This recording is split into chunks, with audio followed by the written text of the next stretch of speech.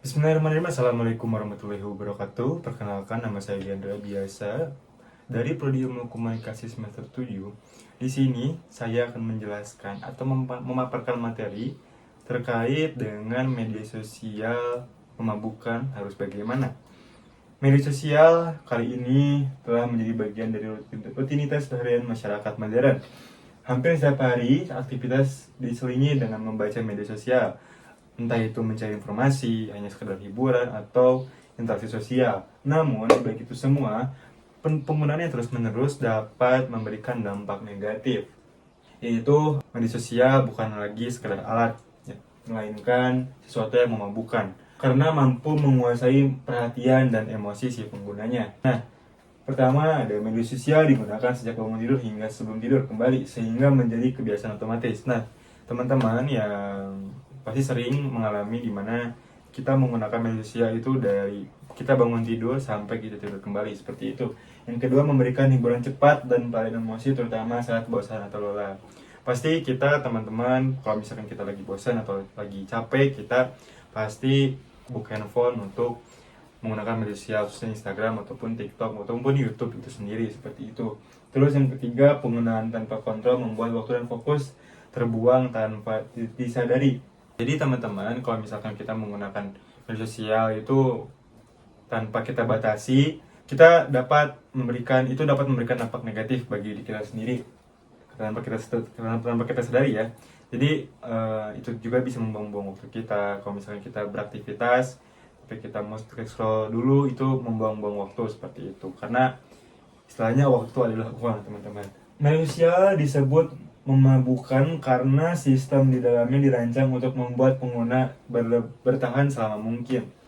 Algoritma memberi kebiasaan pengguna dan menyajikan konten yang sesuai dengan minat dan emosi sehingga sulit untuk tak berhenti, seperti itu. Jadi teman-teman, media sosial itu sendiri itu sudah ada sistemnya, jadi atau algoritma disebutnya. Jadi ketika teman-teman kita membuka media sosial, misalkan TikTok, kita itu tuh emang udah disetting gitu. Ketika teman-teman suka dengan satu hal, kita terus menonton.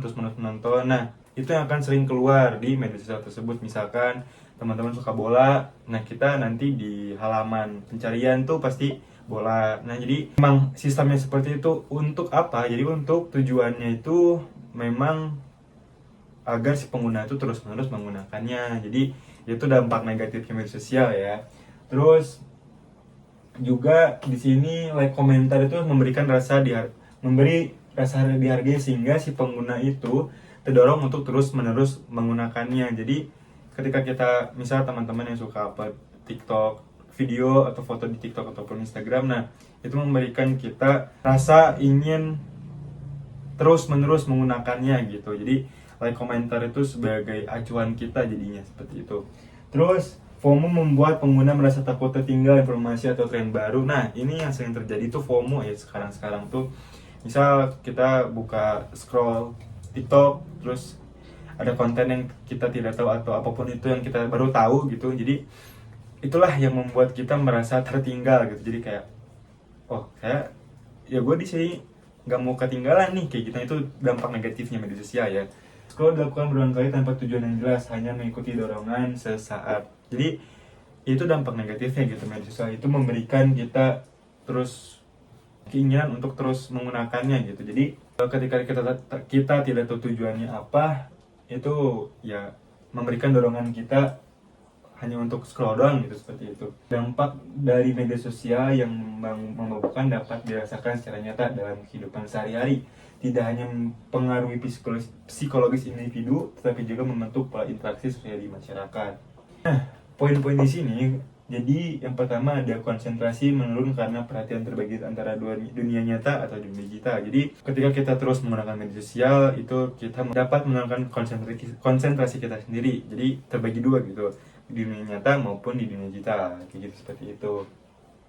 Terus ini yang paling penting nih, rasa insecure meningkat akibat sering membandingkan diri kita sendiri dengan individu orang lain. Nah, biasanya ini fenomena ini itu sering terjadi di zaman sekarang. Jadi ketika kita melihat konten orang lain, pasti insecure itu muncul gitu. Kayak contohnya melihat konten orang yang mewah misal, kehidupan yang mewah, pasti kita kayak kok gue gak bisa kayak gitu ya. Kalau misalkan ada cewek cantik atau saya sebagai cowok melihat yang lebih dari saya, pasti kayak kok dia bisa gini, kok gue enggak, kayak gitu kan. Nah, itu menimbulkan rasa insecure. Jadi itu memang dampak-dampak negatif dari media sosial gitu, seperti itu.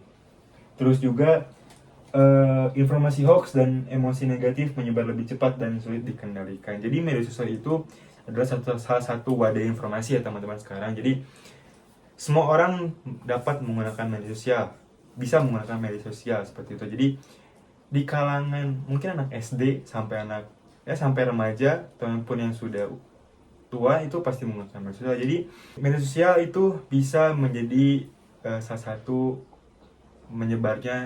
dapat menyebarnya informasi hoax. Jadi kita sebagai pengguna kadang kadang tidak bisa memilih mana informasi yang benar ataupun yang tidak benar, seperti itu. Di sini meskipun memiliki dampak negatif, media sosial juga memiliki potensi positif jika digunakan secara sadar.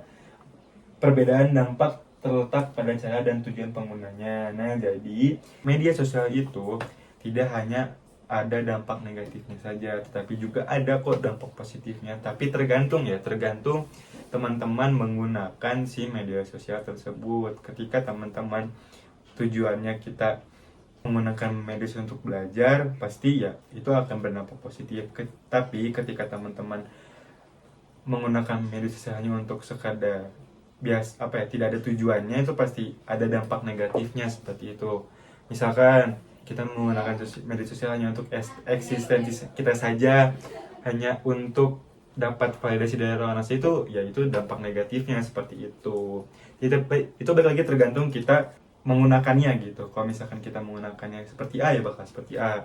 Tapi kalau misalkan kita menggunakan seperti B, ya hasilnya kan seperti B, seperti itu. Juga media sosial tidak bisa dipisahkan dari kehidupan kita ya, kehidupan sekarang gitu, seperti itu.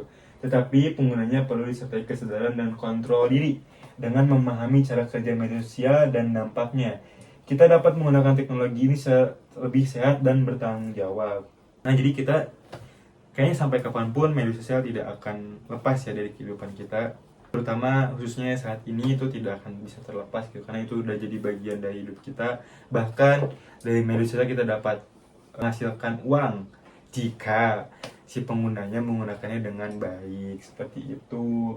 Ya itu, kita harus bijak dan bertanggung jawab ketika kita menggunakan media sosial, karena apa yang kita lakukan belum tentu benar di mata orang lain. Jadi ya, kita harus bijak dan pandai dalam menggunakan media sosial. Dan juga teman-teman yang melihat konten orang lain yang disediakan oleh orang lain, itu belum tentu benar, belum tentu itu sesuai dengan apa yang dia sajikan. Ya, mungkin sekarang penutupnya, media sosial bisa memabukkan jika digunakan tanpa kendali, tapi dapat memberi manfaat besar jika digunakan dengan kesadaran. Pilihannya ada pada diri kita, cara menggunakannya, seperti itu. Jadi kesimpulannya seperti itu teman-teman ya. Jadi media sosial itu sangat relatif ya. Kita sesuai dengan si penggunanya. Kalau kita misalkan menggunakan yang baik, itu akan menghasilkan yang baik. Kalau misalkan kita menggunakan yang buruk, itu akan menghasilkan yang buruk, seperti itu. Terima kasih. Wassalamualaikum warahmatullahi wabarakatuh.